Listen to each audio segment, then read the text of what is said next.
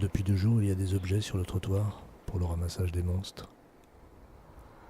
J'ai vu des chaises, des cajots, des carreaux de faïence, des sièges bébés, des casques de moto, des étagères, un secrétaire, un fauteuil, des pneus, un aquarium, des tables basses, des éléments de cuisine, une bâche, des panières à linge, des cartons.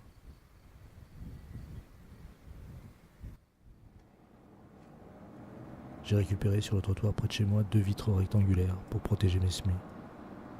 À moins que je les donne à Étienne pour qu'il les grave ou les peigne. Mais que du rebut naisse quelque chose.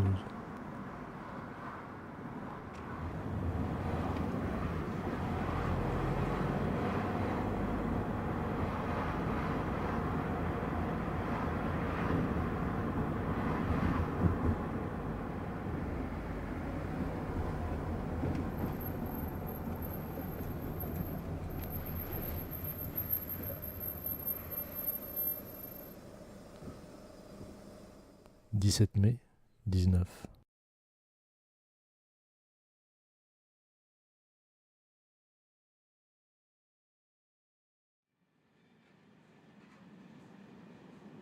Hier soir, nous avons fêté les 17 ans d'Elsa au resto coréen. On a croisé une femme accompagnée d'une petite de 3 ans qui nous a demandé comment se rendre rue Saint-Étienne. Elle m'a confié les plans qui lui ont été donnés avec une explication en espagnol. On l'a accompagnée tous les 3 jusque-là. Elle échange avec Elsa en espagnol, avec moi quelques mots de français. Je suppose qu'elle vient du Maroc.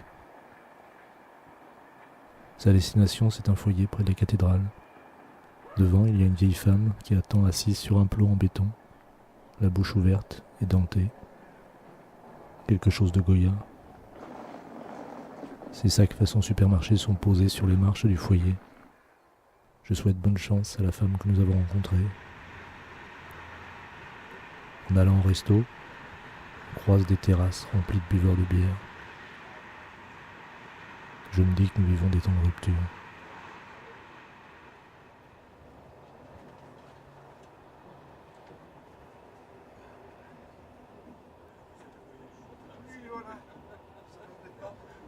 Aujourd'hui à Nantes, j'ai rencontré Arnaud de la Côte et sa femme.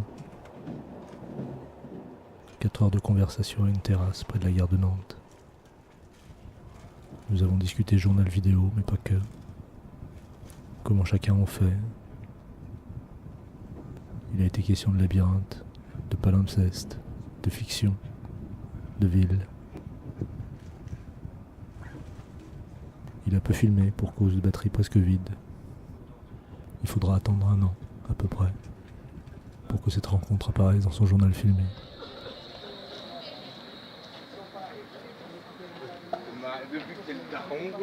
Non, non.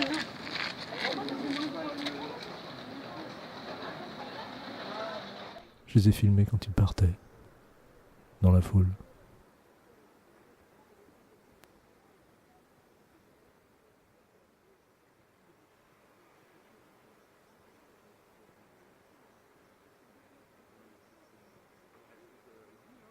« 18 mai, 19.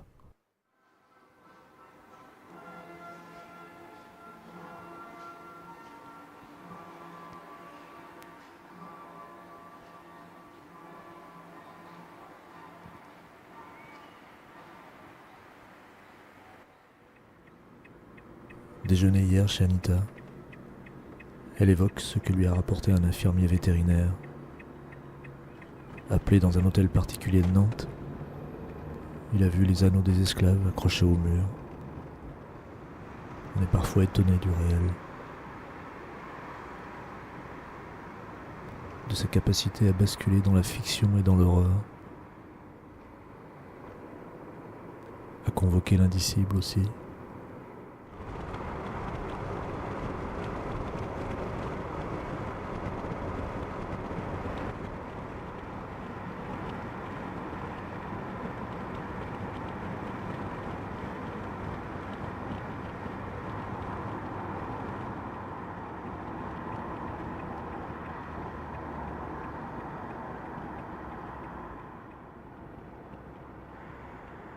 Je vais à Cholet pour voir ma mère à l'EHPAD.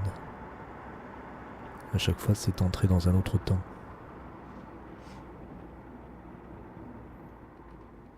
Et c'est aussi pour chacun tenter de sortir de son silence, quitte à ce que les mots tournent en boucle.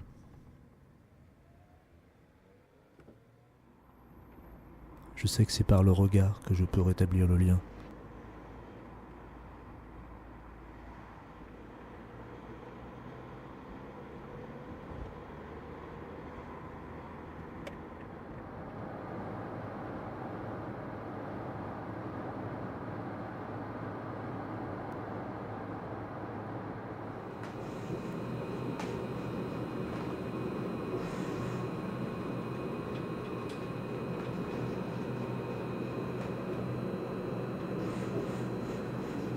« 19 mai 19.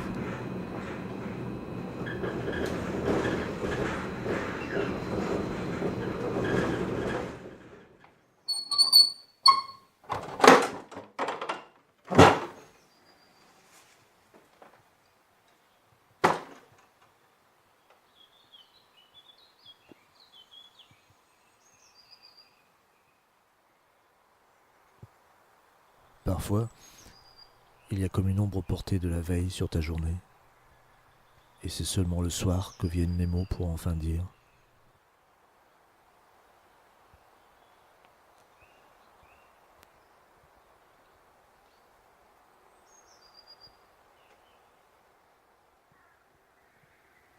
Ça ne soulage pas de savoir.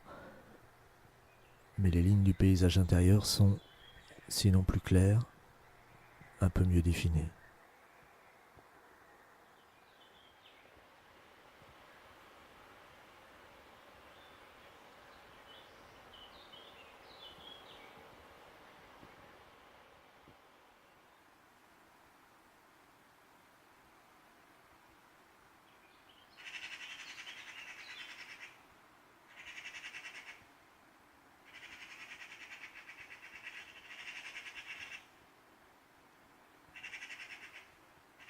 Le 20 mai 19.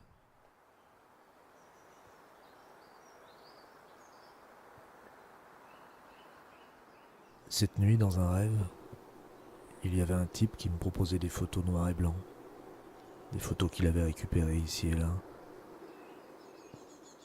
Je savais, je ne sais plus très bien comment, qu'il n'avait aucun lien avec ceux qui figuraient sur les clichés. Quand je lui ai demandé pourquoi avoir toutes ces photos, ce que je pourrais bien en faire, il m'a répondu « ça accompagne ».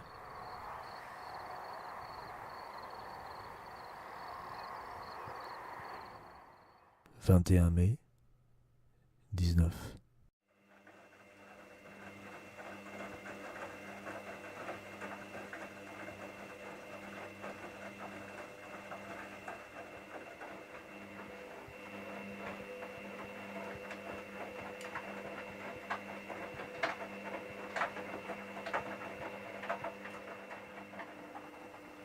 Dans Facino Cane, Balzac écrit à propos d'un musicien aveugle. Quelque chose de grand et de despotique se rencontrait dans ce vieil Homère qui gardait en lui-même une odyssée condamnée à l'oubli. Arnaud de la Côte a laissé un commentaire. Il écrit « Filmé à l'oreille. Les spectateurs, c'est comme les lapins. On les attrape par les oreilles. Dans le futur de ton journal filmé, nous nous verrons à Nantes, samedi après-midi. Ce double temps me trouble. Moi aussi, ce double temps me trouble. Double temps. Peut-être double vie.